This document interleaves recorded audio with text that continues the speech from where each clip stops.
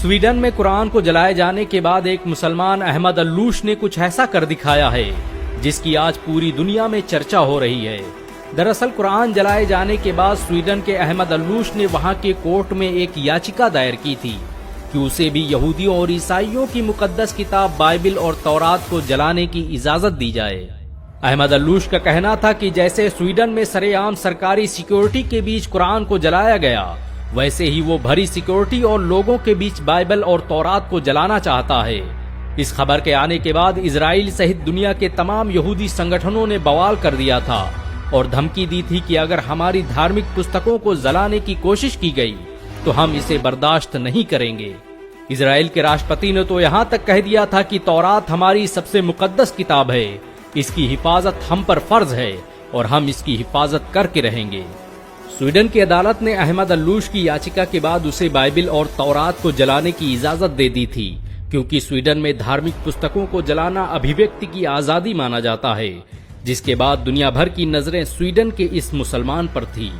ये इतिहास में पहली बार था कि किसी मुसलमान ने आसमानी किताब बाइबिल और तौरात को जलाने की इजाजत मांगी थी। अहमद अल्लूश तयशुदा वक्त पर कल इजरायली दूतावास पहुंचे। उनके एक हाथ में लाइटर था तो दूसरे हाथ में बाइबिल और तौरात। चारों तरफ दुनिया के मीडिया संस्थान और लोग बाइबल को जलाने का मंजर देखने के लिए मौजूद थे। दुनिया भर की निगाहें अहमद अल्लूश के हाथ में मौजूद उस लाइटर पर टिकी थी।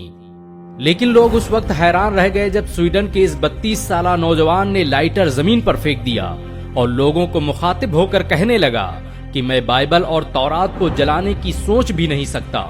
मैं तो बस कुरान जलाने के मामले पर यूरोप, अमेरिका सहित दुनिया के दोगलेपन को बेनकाब करना चाहता था।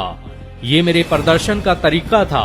मैं चाहता था कि लोग आएं और मेरी बात सुनें और एक मुसलमान के दर्द को महसूस करें। जिस तरह से यहूदियों और ईसाइयों को उनकी मुकद्दस किताब को जलाने की बात सुनकर तकलीफ महसूस हुई, उससे लाख गुना ज्यादा हम मुसलमानों को तकलीफ होती है जब हमारी मुकद्दस किताब कुरान की बेहुरमती की जाती है।